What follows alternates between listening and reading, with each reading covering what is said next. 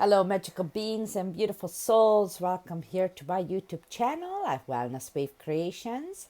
This is Orsi, your Ayurvedic health counselor, frequency healer, and a little nerdy alchemist.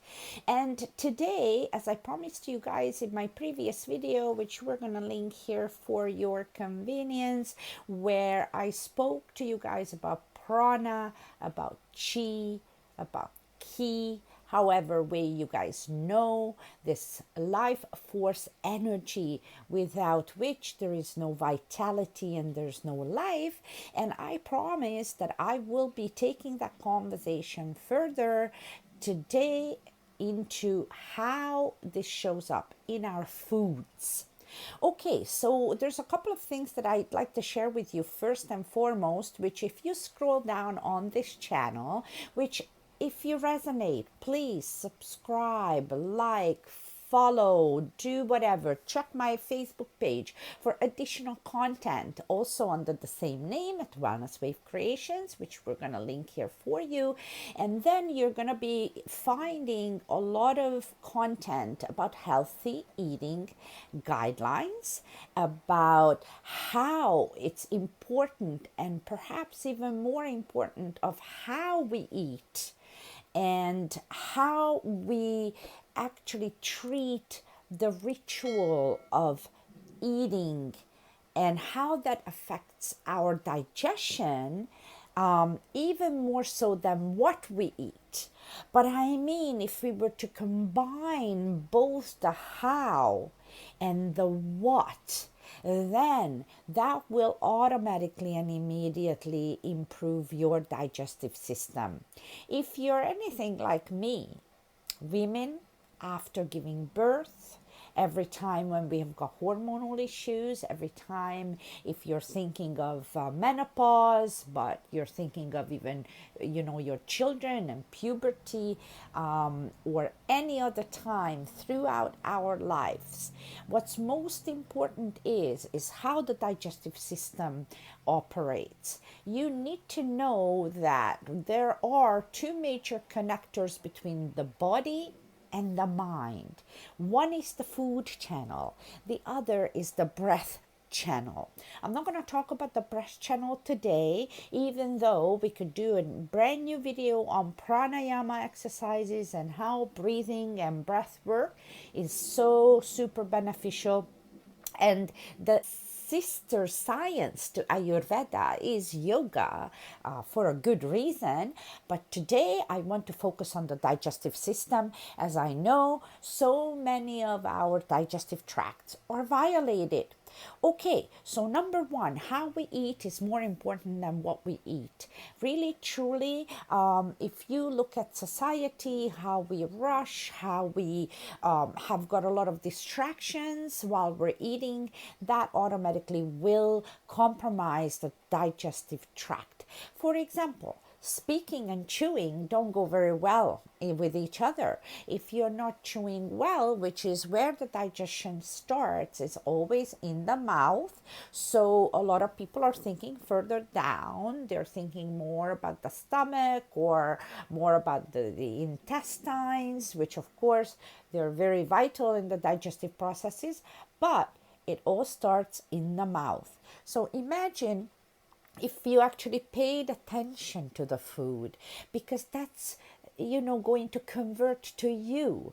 We actually regenerate our cells, and how we eat and the food that uploads and absorbs is what really matters. So you could eat all kinds of awesome food. You could eat organic, and I do, and you could eat all local, seasonal, high prana. If you're not paying attention to how you eat it, how you chew, how you allow time for you and that food to become one and successfully metabolize, then you're going to have a digestive problem. Okay, so just my eyes go down a few times to check my notes. I want to list a few items here for you guys that I already have spoken about in previous videos, which you're going to be able to check here on the YouTube channel. And so it starts healthy eating guidelines. It starts by food always should be taken in a proper place, in a proper setting. Okay, so let's say a dining table full of papers and full of your last year's taxes is not an appropriate place to eat. Okay, or your office, it's also not an appropriate place to eat. Or while you're on the phone with a client, it's not an appropriate place, or it's just not even appropriate in the first place, and we shouldn't eat like that. Okay, food always should be prepared by loving hands. So this is why it is also very important for you to consider where you buy your food. If you eat out, then you need to know your local food places, and you need to understand actually how and who does and touch your food and how they prepare your food. I'm not gonna lie, this is really important, okay, because they transfer energetics into your food, and that will come right into your system. Also, saying grace before meals is an extremely wonderful habit to have, not because necessarily of the certain prayer or your certain line of religion. That is irrelevant. What is relevant is the grace saying process is going to help you to establish or activate your parasympathetic nervous system.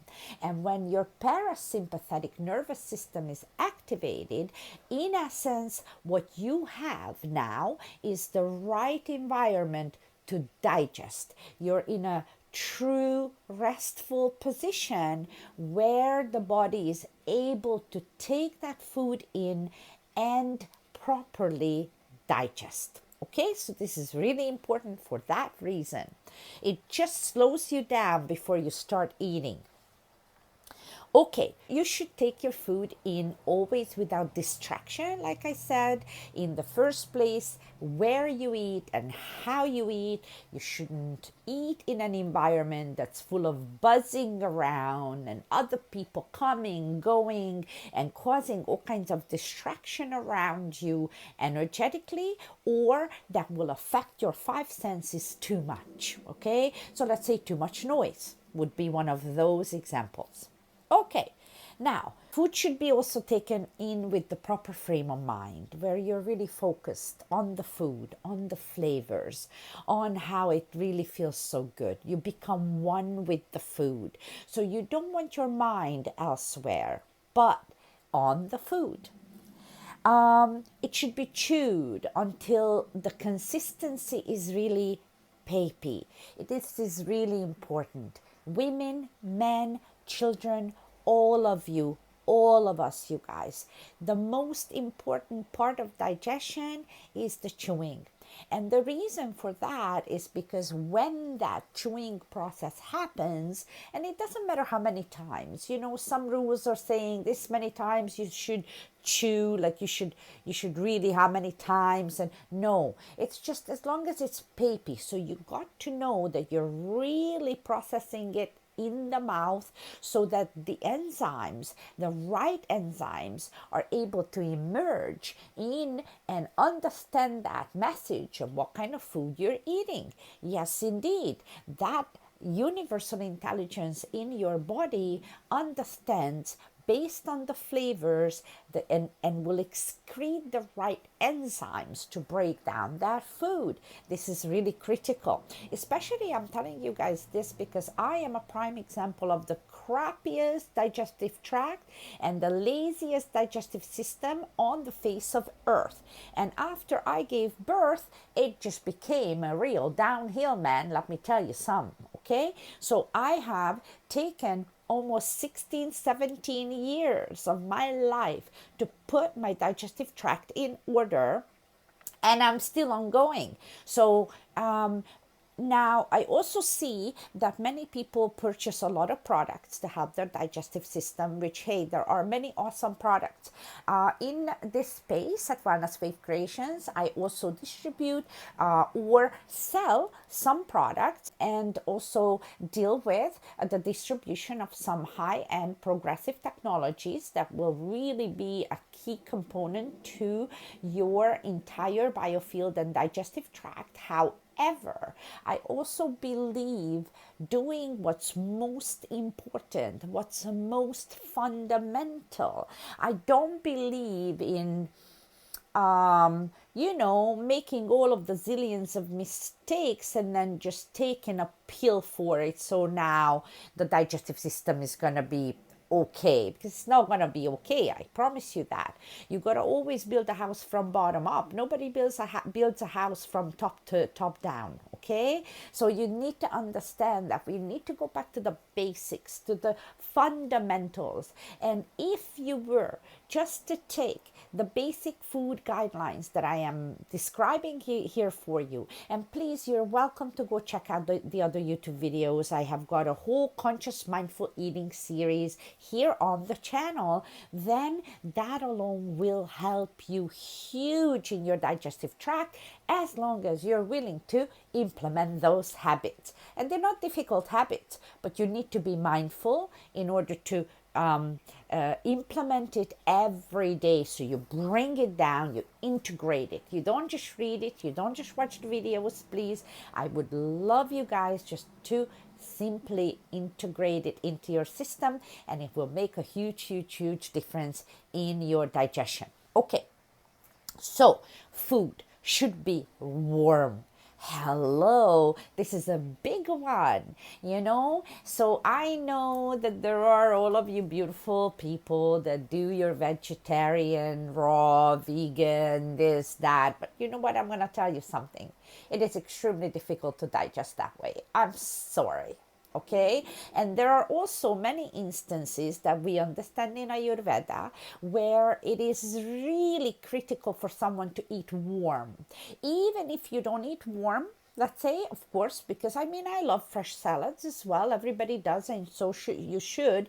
But then have some warm water before into your digestive system, please. And this reminds me of the next rule: no cold drinks. No ice cubes, zero cold into your digestive tract. If you really pay attention to some of our beautiful fellow humans, like for example, in Oriental countries, they always understand to have something warm in the digestive tract. If you look at these folks, they always ask for warm water at a restaurant. They never ask for ice cold water. Please stop it, okay? Ice cubes, cold stuff will jack your digestive system before you even start. Don't even worry about what food you are eating. Don't even worry if it's high prana even. It's not going to help you. Okay? So, food should be taken in when it's moist or that is oily or moist. And so it's very important. And even if you do some drier food, in your system, then you can use a little moisture of a little warm water. Otherwise, you should avoid all liquids with your food, especially the cold ones, like I said. Okay. There is a super cool guideline that you can just send me a message and I'll forward it to you. If you make a comment below, I will send you this beautiful PDF that I have about the food combining groups. There are certain foods that don't belong with each other, okay, because they've got very different properties. So imagine if your GPS says to go this way, but you're going the opposite way. You're not going to get there, right? So what happens is when certain foods have certain qualities, and if you mix them with some other foods that have got the direct opposite qualities, you're actually confusing your entire system and you're not going to be able to digest successfully. Okay, I have pretty much giving you a good few number of ideas here. One other that I want to finish with is that you should really stop eating when you kind of feel about 75% full. You'll know when you're no longer hungry. Okay, when you just simply don't feel that hunger feeling, that means also that your digestive fire, your agni, is really saying, okay, no more. For my fire, you've put in enough stuff. I will now process this, but if you put more, then you're going to actually suffocate the fire. Okay, so you're going to again have a digestive problem. All right. Okay, so this was this. Also, for a general rule with high prana, low prana foods, I want to tell you a couple of things. Firstly, I'm using a lot of my academic, materials when I'm talking to you guys about prana, but in particular, one of my most favorite professors of all time, Dr. Rao's book. Now, this book by Mohan Rao, PhD, is The Good Living Practices, the best from Ayurveda, yoga, and modern science to achieve optimal health, happiness, and longevity. I will put the link below where you can purchase this book on Amazon. It is the best 20 some dollars you'll ever spend in your life when it comes to your digestive tract. So, Dr. Rao explains in his book about low prana, high prana foods that the rule of thumb is to determine if the food has high or low quality prana is to consider its source. So it's always go back to the basics. Where is it coming from? Is it traveling from far? You also can check one of my videos out on antioxidants where exactly this is what I'm talking about, where the longer the food transports, the more it loses its actual life force energetics or energy, and it really will not have a lot of antioxidants by the time you get it into a store. So the more local, the more seasonal, the source needs to be really taken into consideration. It's a biggie. In other words, the closer the food is to its own natural state, the higher the prana value. So I want to give you a couple of little hints here. Okay, low prana, for example, commercial dairy milk, and milk products, low prana food.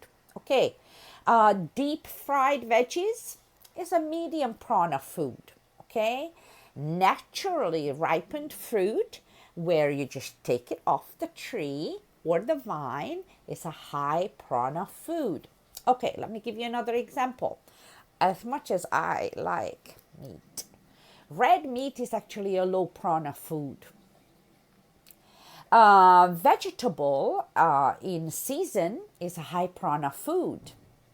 Freshly prepared non-dairy milk could be a high prana food.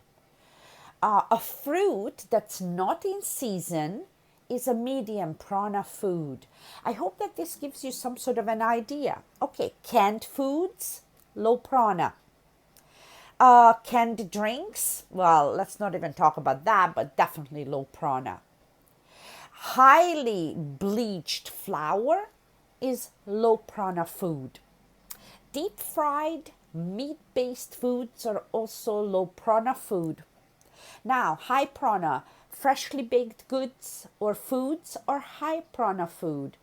Warm, hot food, naturally ripened fruits, freshly prepared foods, freshly prepared even beverage, whole grain or coarse grain flours or high prana foods. So I hope that this little video helps you in determining if you're actually on the low, high or medium prana food in your choices.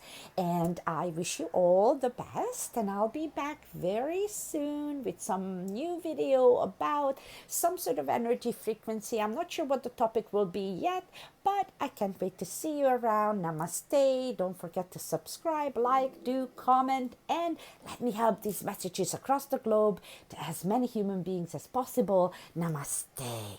Thank you. Bye-bye. Adios.